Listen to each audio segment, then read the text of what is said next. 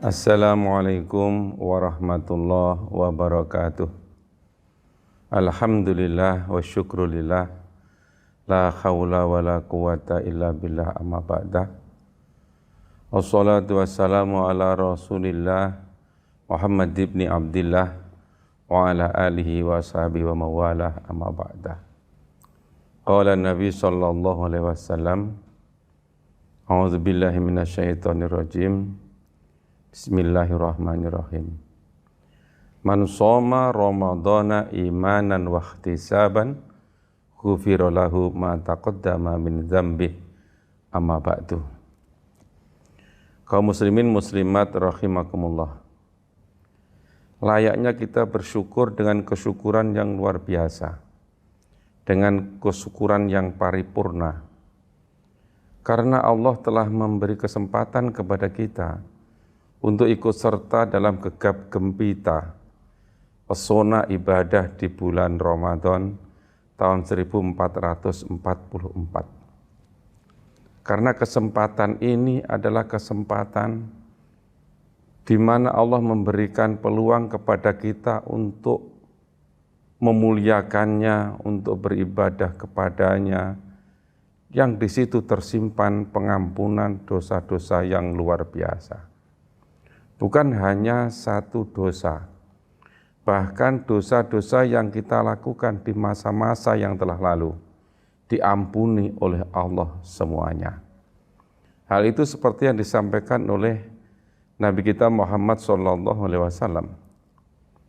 Man shoma Ramadhana, barang siapa berpuasa pada bulan Ramadan, imanan wahtisaban, dengan penuh iman dan penuh pengharapan kepada Allah, ghufira lahu, niscaya dia akan diampuni ma taqaddama min dzambi, dari dosa-dosa yang telah lalu. Hadis Bukhari dan Muslim. Kata kunci dari hadis ini adalah ghufira.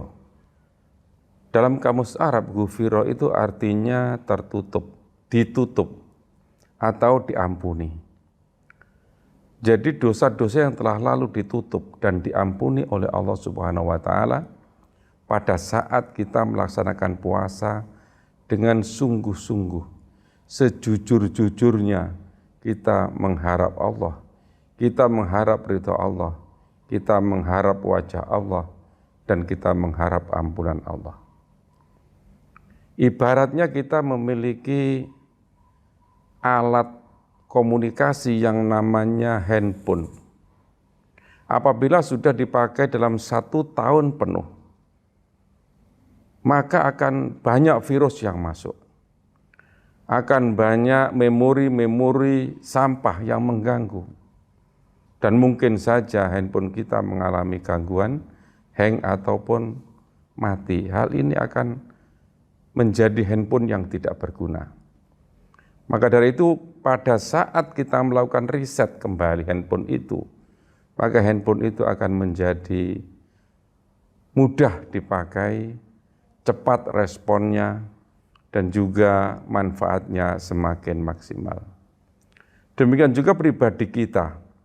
Ketika 1 tahun penuh kita gunakan untuk mengejar dunia, untuk memburu keinginan-keinginan yang berasal dari hawa nafsu duniawi kita, yang itu kemudian membuat diri kita menjadi penuh dengan berbagai macam kekacauan, kekalutan, kebingungan. Diri kita menjadi seakan-akan makhluk yang sulit untuk mendekat kepada Allah Subhanahu wa Ta'ala. Bahkan untuk tunduk, untuk istighfar, untuk memohon kepada Allah pun, mendekat kepadanya pun, kita menjadi sulit, hati kita seperti mengganggu. Maka Allah memberi kesempatan kita untuk riset jiwa dan hati kita, yaitu pada bulan Ramadan. Bulan Ramadan inilah kita berkesempatan untuk menutup, untuk membersihkan, untuk healing beberapa persoalan yang mengganggu jiwa kita, nurani kita, sehingga tidak berjalan semestinya. Setelah Ramadan itulah diharapkan dengan ampunan-ampunan Allah, jiwa menjadi bersih, mendekatkan kepada Allah menjadi semakin mudah, dan kita kembali menjadi makhluk yang soleh. Muslimin muslimat rahimakumullah. Seberapapun dosa yang membebani kita semasa kita masih sehat dan melakukannya, Allah sungguh tidak peduli. Allah Maha Pengampun. Allah sumber pengampunan. Allah punya hak prerogatif untuk memberikan pengampunan, dan Allah memberikan keluasan kepada kita untuk meminta pengampunan. Dalam sebuah hadis yang diriwayatkan oleh sahabat Anas bin Malik, beliau berkata bahwa saya mendengar Rasulullah SAW bersabda. Dalam sabdanya Rasulullah menyampaikan satu hadis qudsi yang isinya adalah Allah Subhanahu wa Ta'ala berfirman, menyeru kepada anak Adam, wahai anak Adam, apabila engkau datang kepadaku dengan seluruh dosa-dosamu, aku akan mengampunimu. Aku tidak peduli seberapa banyak dosamu. Wahai anak Adam, ketika engkau datang kepadaku dan dosamu sebanyak petala langit, maka aku akan mengampunimu. Aku tidak peduli seberapa besar dosamu. Dan apabila engkau datang kepadaku membawa dosa sebanyak bumi ini, sebesar bumi ini, sedangkan engkau tidak mensekutukan diriku dengan apapun yang lainnya, tidak musyrik kepadaku, maka aku akan mengampunimu sebesar bumi dan sebesar dosamu itu. Betapa hebatnya Allah menumpahkan lautan maghfirahnya kepada kita. Maka kemudian Ramadan inilah menjadi benar-benar saat di mana kita menyambut maghfirah Allah itu dengan semangat istighfar kita. Jadi kalau Allah menurunkan maghfirahnya, maka kita menyambutnya dengan permohonan ampunan, dengan amalan-amalan kebaikan. Bahkan di bulan puasa ini tidak hanya ampunan yang kita dapat, bahkan setelah ampunan itu kita akan diisi dengan isian yang luar biasa banyaknya. Jadi kita menjadi orang yang mendapatkan fast charging pahala-pahala yang luar biasa besar. Karena di bulan puasa ini Nabi memberikan contoh amalan-amalan kebaikan. Di antaranya adalah puasa Ramadan itu sendiri. Kemudian sholat malam, baik itu tarawih, tahajud, maupun sholat witir.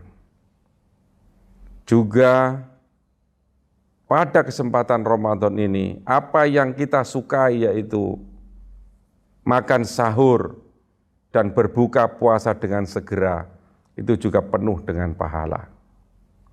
Di samping itu, kesempatan bagi kita untuk melipat gandakan dengan berlipat-lipat kali apabila kita memiliki kelonggaran rezeki untuk bersedekah dan membayar zakat.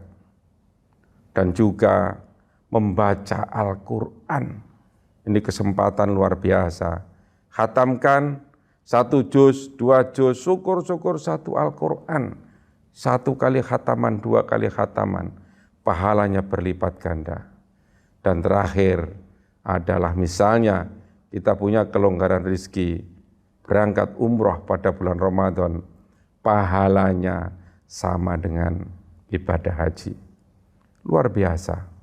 Mari kesempatan Ramadan ini kita jadikan ajang untuk berlomba-lomba melakukan kebaikan, agar kita terbebaskan dari dosa-dosa masa lalu dan bisa menyambut masa depan dengan yang lebih baik, lebih dekat kepada Allah, orang yang benar-benar ada di samping Allah pada saat Allah memanggil kita. Demikian yang dapat saya sampaikan. Semoga ada guna dan manfaatnya. Mohon maaf apabila ada kekurangan. Nasrun minallah wa fathun qarib. Assalamualaikum warahmatullahi wabarakatuh.